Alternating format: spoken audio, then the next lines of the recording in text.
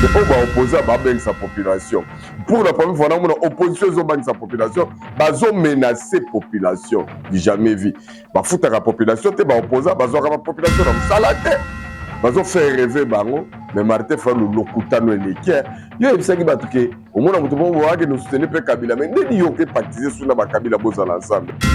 Comment de messieurs qui ont étudié, comment de messieurs qui ont un parcours, des dames qui viennent comme ça derrière monsieur Kabila pour saboter les Congos. Est-ce que vous trouvez ça normal? Nation, tout acte et constitué qui pourquoi bah ça la choix la général Kassongo Kabouik autolaxara bino misala ya service national depuis Katanga réussite totale. Pouvoir PC ville à Kinshasa pour assainir yango. Abongisa yango. Bato bazonga na alima service national. Bato babandi polémique ote Kassongo ayeko boto na Bumba place Bumba batiki aza la politique aza la bureaucrate parce que munene nezo permettre za na bureau. Terrain ba pesa bato baza approprié pour la terrain, bato baza la dévouement, bato baza na bolingo ya Congo ya ba Congolais parce que la plupart des politiciens biso baza na bato business. Ba yela ka d'intérêt plus personnel que musala ya ngomoko. Si le gouvernement responsable bolingo et puis ça sur gouvernement ni yebisa na yom to na makanisi na wana ya linga changer nga muntu azo diriger hein yebisa na oyo na mutuni muni ya confiance to ba congolais ba na retard ba sama na na bango pe ba na na bango conception na ba mona makambo la jour mutu mobo o pesa nga avenir o la sanga ke lobe ko comme Allemagne.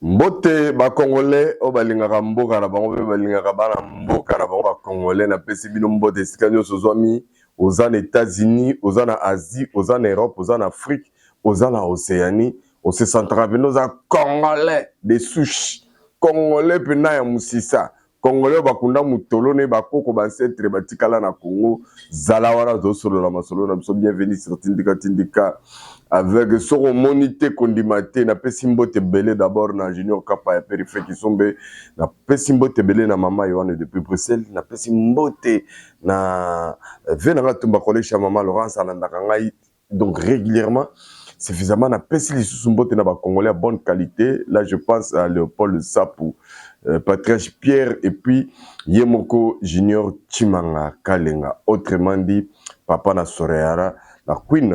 Et sans oublier Jordan de Moussamba, Kwete wana bango bazala kabatu nangai Léo Munzadi depuis Paris, il me suit. Yo ngoboya et pourtant yé alanda kangai à partir ya kuna nangina baksali sous mbote belé et pas ya maman Inège de Jurus Matos de Jurus donc na fondation na Mobimba to PCP bango mbote ya kafu gelor nkumu ya bato diva mubi toujours zalaka wana mfumo bwala na monaki na santaki pene ko mfumo bwala yangonde esalaka bien ndenge bozalaka belé ba congolais pona kolanda biso ezali kolakisa attachement makasi bozalaka na mboka na bino Congo eso de kalelo ezala croisé de chemin selon prophète Moïse Nengede na pesi mbote en passant nenga otaki ko ebisanga lobi Saint Thomas ko to na dernier virage asuka biso na bango banani o tu bomoni basali lycée Bosangani Egypte mbaki Mbuyamba zalaka wana mona langa potango yo kanga zo sala nga plaisir avec toute la famille Jacques Mbuyamba na Chypre boyebi ke Congo to komi na niveau moko boye ba congolais belé bango moko ba perdre ba maele suki ba telika ke ya biso penza e ya ngoni ba msuta ba suka mutema ba mboka o eza ya koloka ba msuta ba kiso te mboka o yo e pumbora te eloroti lelo to na bino nomination to acte et constitué qui pourquoi ba ça la choix la général Kassongo Kabouik autolaxara bino misala ya service national depuis Katanga réussite totale ce que vous appelez ces villes à Kinshasa pour assainir yango abongisa yango bato bazonga na alima service national bato babandi polémique ote Kassongo ayeko boto na Bumba place Bumba batiki aza la politique aza la bureaucrate parce que munene nezo permettre za na bureau terrain ba pesa bato baza approprié pour la terrain bato baza na dévouement bato baza na bolingo ya Congo ya ba Congolais parce que la plupart des politiciens biso bazara bato business bayela d'intérêt plus personnel que musala ya ngomoko. Voilà pourquoi tu occupé Martin Fayulu muto lokuta espoir na bango nyonso skoyo ndenge ba recruter nde ba kulu nebele tozu information Donc, bango ville morte, biso tango papa na biso Etienne Tshisekedi wa Mulumba, père son âme, le patriarche. Yeso ka lobi ville morte, ezali to vandi ne na banda ko biso nyosto. Mutu moko te papa Tshisekedi na koleka sa ono, bokeba bongo mamituka. Et bien la classe bokeba, so ke bimi to ko panza, itika na kozala ndenge wana te. Mais o ba opposer ba beng sa population. Pour la première fois na mona opposition zo beng sa population, bazo menacer population. Du jamais vu. Ba futa la population te ba opposer bazo ka population na msala te. Bazo faire rêver bango, mais Martin fa le lokutano eleki. Yo ebisaki batuke, au mona mutu bo wa ke nous soutenir pe Kabila, mais ndeni yo ke pactiser sous na ba Kabila boza l'ensemble. Toko tia biloko na batu ba yebi ndenge ozaka aventurer confusionniste mutu ba danse. Alors question na tu na C64. Ba maele ba répondre ngai. C64 ezali ko telemela lisolo ya référendum na changement constitution parce que pour na bango tokoki kosala yango te tant que guerre ezali. Donc so tosali référendum Bukavu na Goma eza occupé eza mabe.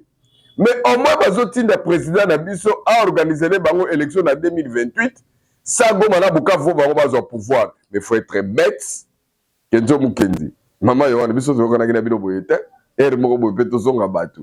Te ça fait mal et ça donne l'envie même de se fâcher. Et puis Yasuka na rotier la bino jeune moko yazane na ba Congo mais loko comme ça y amona biloko ba opposa ba loba ba olaka mais mutu déjà wazo sale na bango biloko emona na roi alakisi biso ba vidéo ya matete ndenge za transformer habita vaut mieux biso tozala na mutu wazo sala biso asale na biso boke to espérer bato ba promesse or to yebani na Congo neni to fonctionnera bato bele ba lobaka na kombo peuple mais so comme na pouvoir rabosani peuple mais tant gouvernement responsable ko sala puisque to loba na bino awaki toutes les 24 communes ba chantier ba monter les allées.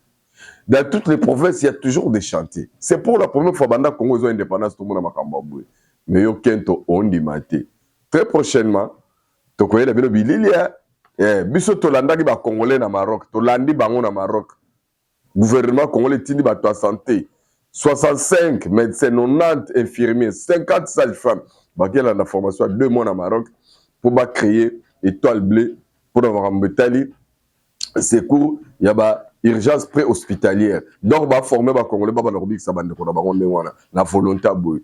To tient la bino na vidéo ko ya. Boko CP là. Bon comprend que Fati fait quelque chose ko yo ba faire rêver yo. Ko bukanate. Alors kapaya, soza complicité na ngai. Tient biso nanu d'abord image ya ndenge Augustin Kibasa azotanga ndenge mokonzi mboka azwi mikano pona likambo etali ville ya Kinshasa o esali ke Général Kassongo Kabouiki, l'homme qui a montré des preuves, l'homme qui aime son pays, qui aime son chef, qui est loyal. De l'eau fois que ça, ton copain c'est 6 mois, total année que ça c'est comment. Tu évites qu'à un bateau magique, mais avec toutes sortes de volonté. Mais capaya, tu dis que en total à bon après.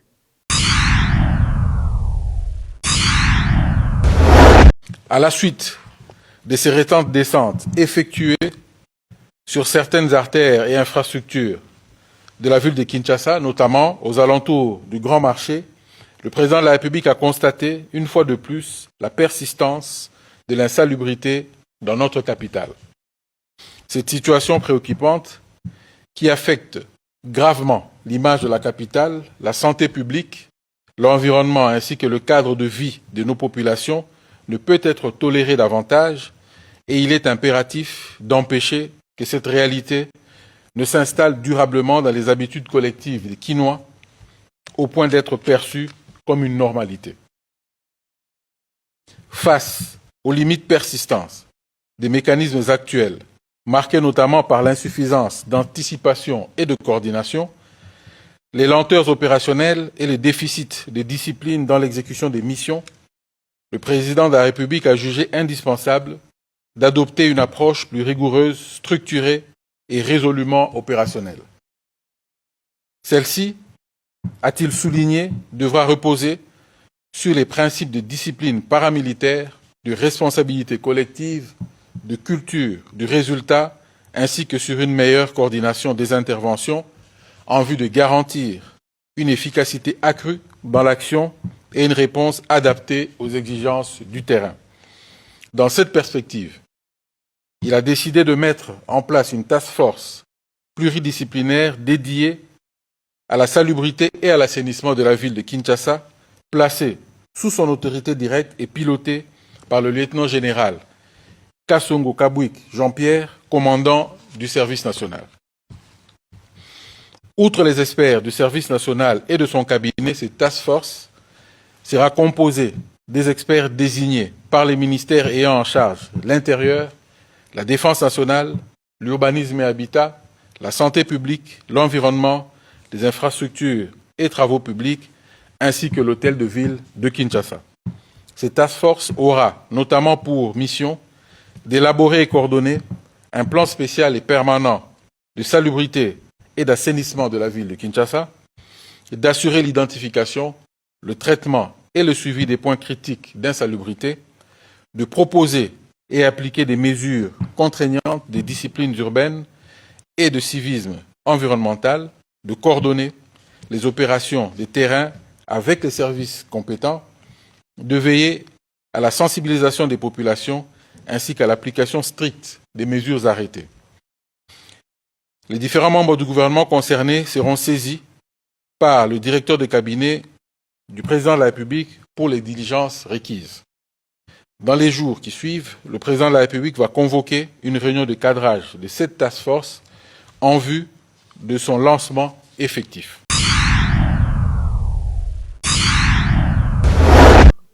bakoselaka mokolo makambo te tala lelo le 3 ekomi pembeni bakotumbaki sasa na baopoza barekrite bakuluna ebele puisque bango bakana bango na bamilitant te bomonaki ebela baparti politique wana bakesala conférence na kopo ya sardine na salle ya collège Boboto bakoka même mpe kotondisa yango. Voilà pourquoi topesaka na biso conseil que IDPS na pouvoir botika kosala makambo ya opposition parce que opposition bozo sale la IDPS bozo utiliser méthode IDPS a utiliser la ba dictateur. Or IDPS c'est une dictature ti. Félix a dictateur te mais aucun problème à ville morte. Yo ngouya te, yo gaz te, yo parti n'a même pas représenté dans toutes les 24 communes, même pas dans toutes les 26 provinces. Mais aux a capable à Robert Rabatouba ça la ville morte na comprendre te. Au bungi époque, tu sais que dans ça là opposition à réseaux sociaux te. Tu sais que dans ça là opposition à bouche à l'oreille avec batraque. Bino sko ta na ba tesko tout royo niveau ba congolais ba comment belé na chômage.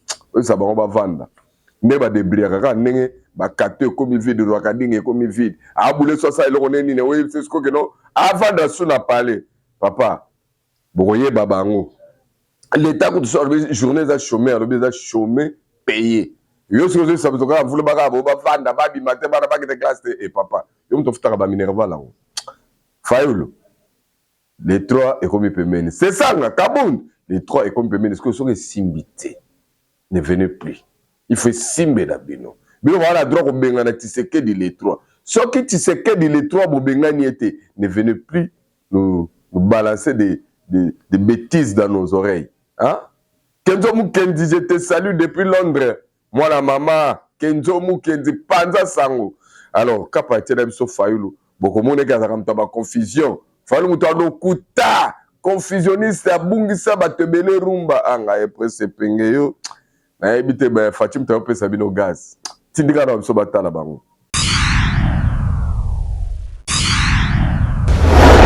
Je ne comprends pas nos frères et sœurs qui viennent ici nous balancer des trucs. Et vous voyez M. Kabila s'est pavané, et puis avec les gens, les Congolais sourient, et puis les Congolais sont là à ses côtés. Mais quelle méchanceté! Ces gens-là sont des sorciers. Non, je pèse mes mots. Ils n'aiment pas les Congolais.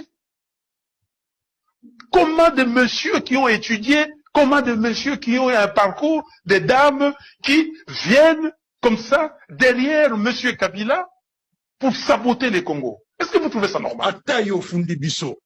Olobike, Bosangani na Kabila. On assume. Voilà. Nous avons la déclaration. Yangoyo. Ça, c'est la déclaration de Martin Faye. L'idée. Yéwana Likolo.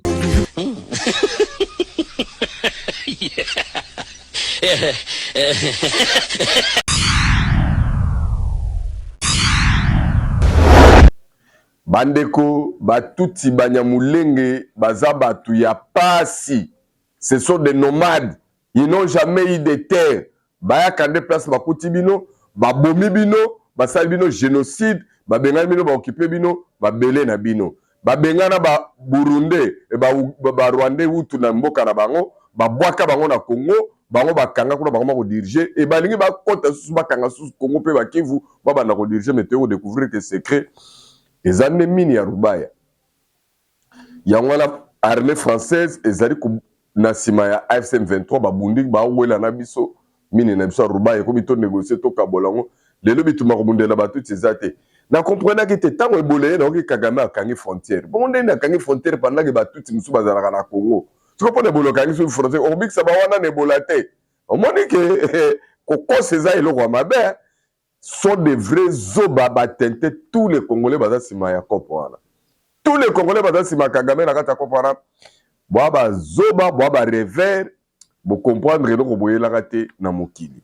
parce que quelqu'un ne peut pas vendre son pays na prix wana na ndenge nga na monela kiona Félix Tshisekedi batu bazalaki koyeba yo bien te bazalaki ko comprendre yo bien te parce que ba salelaka campagne ya motema mabe ko benga yo otanga te ozanga diplôme elilingi ya pamba placebo donc mutu moko boye mutu atina te mais tala ba Congolais au fur et à mesure ba vandi na fati ba vandi ko mona volonté fati na nga ko sala musala ba komi ko comprendre ndakisa ndeko oyo azo réfléchir na makambo moni na matete de batindele ba vidéo mais je voudrais que yo pe okano réflexion na ye Marie Kaluseoko landaye bongo ozongela ngai total eloko ni to ko sala ka patindi kabiso Sérieusement na saki vidéo pour na bana matete ba bisinga o ba egu ba lakisinga même terme ya mai wana pesa de granaté comme on ba egu mais ba suki wana te ba tamatete tout ba réagir ba tininga ba vidéo exceptionnelle collection commettre ce ba egu wana elongwa kinsa ko kota kinsa ko keti kuna le kitomba kitila se ya wana bomu na vidéo. Comment ne pas dire que c'est extraordinaire ce que ces messieurs sont en train de faire pour nous. C'est quoi après yosko yena makanisina wana olinga nazwana ndimela muto opesanga promesse que muto opesanga dalipa. Entre moi et toi, entre nous là, le choix est clair. Dans le bata, nazana bango pe na telemika na sukeli wana. Donc il y a pas d'échange, il y a personne qui peut me bouger, personne ne peut même changer mon opinion, même ma mère, mon père. Ah, dans d'autres cas là on a Congo to rêver. Tous ces gens-là sont des rêveurs. Ils sont en train de nous faire rêver. Mais moi, je vis et je veux vous montrer ce qu'il y a une certaine réalité. Bala matete ba bouger. Pas tout à la commune abino tout ba tout soutenir président Fachi. Botine de la vidéo. Moi, je vais voir toutes ces vidéos parce que toutes ces vidéos vont me permettre à ce que me taguer moi, me permettre à ce que l'on en parle parce que Bilo a miné ne salam. Même ici là où je suis. Banzela Kati non publié dans le vidéo là Banzela Kati pena ma belé mais bien tapisé bien fait parce que le gouvernement a débloqué de l'argent pour ça si le gouvernement responsable bolingo et puis ça le gouvernement ni yebi ça yom to na makanisi na wana ya olinga o changer nga mutu a diriger hein yebi ça oye na mutuni muni ya confiance to ba congolais ba na retard ba ça mamna na bango pe ba na bango conception ba mona makam mais la jour mutu mo boy o pe ça avenir o la ça que lobby ko comme Allemagne. Voilà la différence entre vous et nous. Parce que nous croyons à une personne qui part déjà et qui fait évoluer les choses. Bleu et belé. Si tu continues à publier pour mon à la grandeur du pays, alors tout l'ingana. Vous êtes obligé à l'ingana ou le gabango. L'ingana ou le gabango, comme j'aime bien les dire. Obligé. Depuis le Congo central, Nakasa Mboka, je vous salue. Des gars, on est ensemble. Bozalaki tellement ébélé pour la Rolanda biso na ko sabino te déjà né sur le plan spirituel tout ce que ndaki référendum constitution changer na ngonga na pesa bino kutuna ba couleur à drapeau mtabang samninga te mtabanga pété.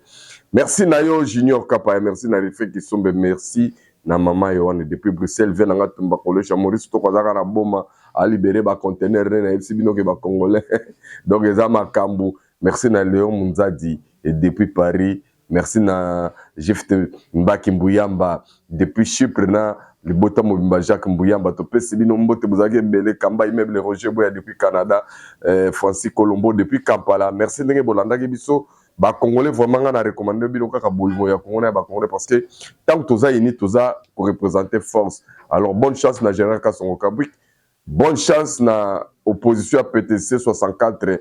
Donc minda donc bon on appelle minda mercredi bato baobima puisque bino moko na bana confusion tantôt babenga ngo ville morte tantôt boloba na bato marche wana tokobima bokomona mo finalement bango moko communication na bango eza très biaisé.